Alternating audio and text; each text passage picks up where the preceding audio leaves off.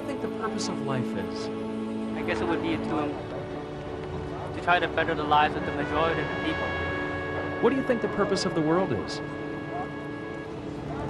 I don't think there is a purpose. It happened. I don't know. I'm an agnostic, but that's certainly one of the themes of my life search.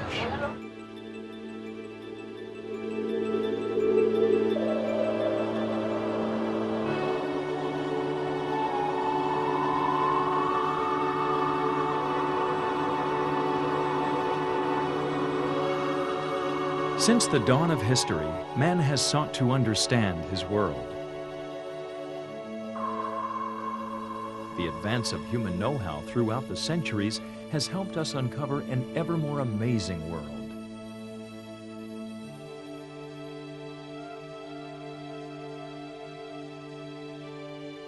It's given us greater power over the materials with which we build, helped us move faster and further toward wonders just waiting to be discovered. But with each advance of knowledge, the more we understand of the hidden mysteries of the universe, the marvels of the human body, the miracles of nature, the workings of a computer chip. The more we realize how little we truly understand. Perhaps there is some deeper reality just waiting to be revealed.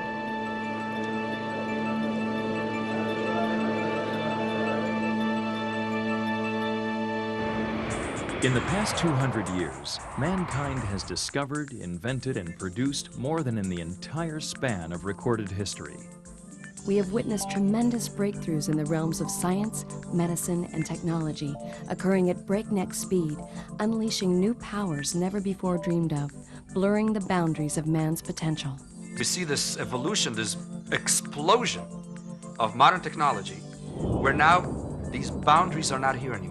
This proliferation of knowledge isn't just an event, it happens to be part of the historical process for man's search for what makes this world tick.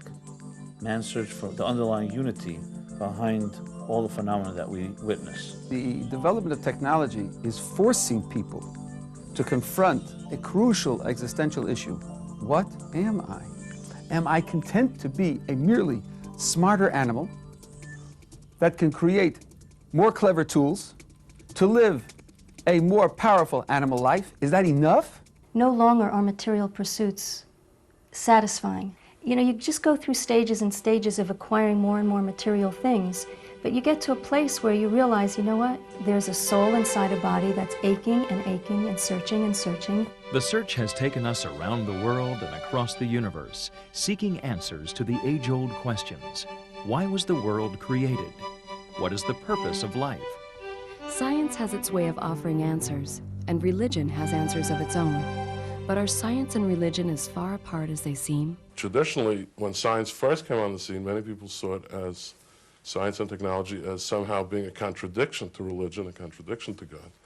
And what we're seeing happen is more and more scientists, including Nobel laureates and the like, who are proclaiming that their studies are bringing them into a greater appreciation and insight into the workings of God and His creation. In the midst of our technological revolution, Time magazine asked scientists about the concepts of a deity, the origins of the universe, and the beginnings of life on Earth. They cite an intriguing book about God, Cosmos, Bios, Theos, produced not by theologians, rather by 60 world-class scientists, 24 Nobel Prize winners among them. Co-editor and Yale physicist Henri Margenot concludes there is only one convincing answer for the intricate laws that exist in nature. Creation by an omnipotent, omniscient God. Wisdom is developing on the secular front, is no longer secular, but is actually enables us to develop a greater insight and appreciation into God's workings in His creation. And moreover, these scientific insights also seem to reveal God's purpose, the alleviation of human suffering. The doctor was explaining to him, we take veins out of the leg and use them to replace the veins in the heart. How is it that you can walk afterwards? He said, because there are extra veins in the leg. Guess what? There are extra veins which are almost never used. So he said, it seems that God put them there so that when we'll be able to do surgery, we'll have something that can repair the heart. Now, we look at these discoveries and these inventions as gifts from God. God wants us to have these things at this time. The deeper question is, why does he want them to have it at this time? In all the thousands of years of history, all these great inventions came about all about in the same period of time. On all fronts, biological, medical, technological, and industrial fronts, the question is why? Why now and why all at once? There have been discoveries and inventions in previous times, but they were relatively few and far between. The inventions of the wheel, the catapult, and the discoveries of gunpowder and even fire. However, in more recent times during the scientific and industrial revolutions, historians are astounded that advances have happened so quickly, with amazing synchronicity and with such acceleration. Could this sudden explosion of knowledge be simply random or accidental? Perhaps the fastest development of all has been in information technology. Suddenly, we're all connected. Knowledge is available to anyone, anywhere, at the click of a button. Who could have imagined, even a few short years ago, how much knowledge and power could be unleashed by today's computers? Was this a normal evolution of technology? Or was it perhaps a part of a master plan by a creator? Could this sudden explosion of knowledge be simply a random occurrence? According to a 2,000-year-old classic work on Jewish mysticism, it's not random at all. It is purposeful, and it was predicted. The Jewish mystical writing is the Zohar. The Zohar, the classical book of Jewish mysticism, authored by Rab Shimon Bar Yochai, makes a prophetic statement that in the Hebrew year 5600, which is the equivalent of the year 1840, there'll be a great explosion. The well springs of knowledge will open up, both knowledge from above and knowledge from below, which is taken to mean both spiritual knowledge, Torah knowledge, and secular knowledge. And the reason for this proliferation is because it's a prelude and a preparation for the Messianic times, when the world will be filled with divine knowledge as the waters cover the sea. A prophet said this 2,000 years ago when all these things didn't exist. Obviously, there must be something behind it. And the answer is, in order for God, which is spiritual, and the world, which is material, to blend together, the only way was going to be through a breakthrough of nature. At the same time as this breakthrough of nature was occurring in science and technology, a parallel breakthrough was taking place in terms of spiritual awareness. Led by the Baal Shem Tov and his disciples in settlements throughout Eastern Europe, the mystical revolution of Hasidic philosophy explained how the world and God are a unity, that God is everything and everything is God. All of technology and science is understanding unity, trying to understand the underlying forces behind nature. From a Torah point of view, that's discovering the united God. Life, reality, is not just your body and the material world around you. This is a tip of the iceberg that exposes a godly reality that's higher than what we perceive with our eyes and with our ears. So you say God is everything, you're basically saying that God encompasses all reality. When you say everything is God, you're essentially saying that the universe, the way we see it, is not just what we see, but it's an extension and a manifestation of divine energy. When we speak about God creating the world, it's not only about a matter of God being the source of the creation. God is actually the material of the creation. God is actually the very fiber, the very reality of the world is godly. And as we probe deeper and deeper into what's really underlying creation, it's all really from one source. That energy and mass are the same thing. We're finding that all matter is made from the same vibrations of energy. When we look at an atom and we see that from a few tiny particles, an entire city could be wiped out. We've seen an immense amount of energy hidden, locked away in a tiny amount of matter, whether it be a human being or an animal or a plant, even a grain of sand, has an immense, powerful, godly energy that is creating it something from nothing every single second. Infinite power concealed within every grain of sand. In fact, the mystical teachings tell us that everything in creation contains not just godly power, but godly purpose. From grains of sand we derive silicon, and from silicon we fashion microprocessors that empower the information age. Powerful technology with a purpose. The purpose? To communicate and process knowledge. Not just any knowledge, the knowledge of God. Communications, for instance, today, whether it's television, radio, or the internet, you can reach people in a split second over thousands of miles. You can literally inspire someone sitting quietly in their own privacy of their basement, you can reach to a heart. As the Zohar clearly predicted, this is all a preparation and the beginning of a world that will be completely consumed with the ultimate knowledge, which is divine knowledge, godly knowledge.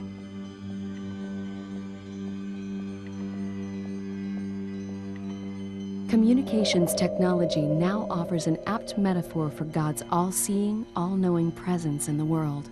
It says in the Mishnah in Pirkei Avos, in the Ethics of Our Fathers, there's an eye that sees and an ear that hears, and everything is transcribed in a book. And now we see that instantaneously things are seen, heard, and recorded anywhere in the world by anybody. The knowledge can disseminate. There's no physical barrier. There's no place where the knowledge can't reach now. We know when we send a radio wave, it doesn't just go where people have radios. It's going where people don't have radios. In fact, a radio wave goes out into space forever and ever and ever, and if you want to go catch it and you have a nice big enough radio, you'll pick that up too. You can get the St. Louis Cardinals game from 50 years ago if you want to go far enough in space and you have a big enough radio. You take this knowledge that we have and use it to express age-old truths about God and godliness in the world so that people could turn on a television, the internet. People could use all of these existing technologies and use them as means to deepen their connection to God. Do you think there's a God? I don't know. He's never come and said, "Hi, I'm God," so I really couldn't tell you. I believe that there is supernatural powers beyond what we see in the rational world. I believe in heaven. I believe in going there. The great paradox of the modern world is that while science often describes and helps us appreciate the reality of godliness underlying creation, at the same time, the spiritual dimension is hidden and concealed from us. This hidden nature of God also has a purpose. God has created a world where He creates the possibility for human beings to altogether deny His existence. It's by His design that this world is a perfect concealment of God's existence. Why did He do it? He wants something that should come from us. In order to accommodate that, He has to completely erase His steps. He has to completely remove Himself so that having a relationship with God should not be a deduction. Worship Him, but rather it should be a personal choice. And He wants us to discover Him, as Abraham did. He was the first Jew. To discover Him, recognize His existence, and moreover recognize that it's in our best interest to worship Him. When you create something from nothing, that thing has to constantly have a motor which makes it run. And that motor is God. The moment God says, close the motor, everything vanishes. And therefore everything must be God, and God is everything. However, God is in His great ability, was able to make even things that don't look like God, but really they are God. The areas which are totally negating God, that is also God. Wisdom comes from God. Now let's think about this in simple terms. Every one of us has had a problem, intellectual problem. What do you do when you're confronted with an intellectual problem? You think about it. You try various strategies. Let's suppose you fail. What do you do then? Sleep on it overnight, try it again the next day. Suppose you try the same strategies over and over and they fail. After a certain number of times, often an answer comes. Where did it come from? A spiritually sensitive person knows that these insights that come from nowhere come from capital N, nowhere. They really come from God. The spiritual dimension here is to feel yourself in touch with God, to feel the gift that God is giving to you. It's a challenge to see God in the physical world. It's a challenge to see God in the history of man. And it's a challenge to see God in one's own self. God's gift of free will offers mankind a choice. We can try to see His presence in the world, or we can choose to ignore it. By the same token, we can look at our modern technological advances as gifts from God, or we can fail to appreciate their godly purpose. We can even turn God's gifts against ourselves. We have the capacity for the first time in history to destroy ourselves. Then that forces the question, who am I? What are we? What are we going to do with this capacity? We're not playing anymore. Free will is the most profound gift that God has given man, because free will is one of the great dichotomies of existence. In His infinity, God has created an impossibility, a logical impossibility. We are totally governed by Him, and we're free. We're independent of Him. According to the same mystical writings that predicted the explosion of material and spiritual knowledge, we can use our free will and technological capabilities to spread the word of God, perfect the world, and bring on the Messianic age. Maimonides cites it very clearly. He says, "Will be a time where there will be no war and no famine, there'll be no jealousy and no hate, because the world will be fulfilled with the pursuit of knowledge, divine knowledge. So materialism will no longer be an end in itself as it is today, people just making money in order to make money. It will be a means to a higher end, to serve God. If we are living in a world of unprecedented unity and a world filled with divine knowledge, is there any reason why war, sickness, and human suffering exist in a world that an omnipotent, omniscient God has created? The first 6,000 years of history, corresponding to the first 6 days of creation, are years where the world is going through growing pains, self-perfection and correction. And the 7th millennia is a perfect Sabbath-like rest where God's essence is expressed in the world. These 5,760 difficult years that we have experienced in this world are only a preparation. This is equivalent to a pregnancy. So that with God's help, we are collectively going to give birth to the great redemption. It's a process that began with Adam and Eve thousands of years ago. Any good deed done, every self-sacrifice, every time someone, God forbid, died for their beliefs, a building block was put into place.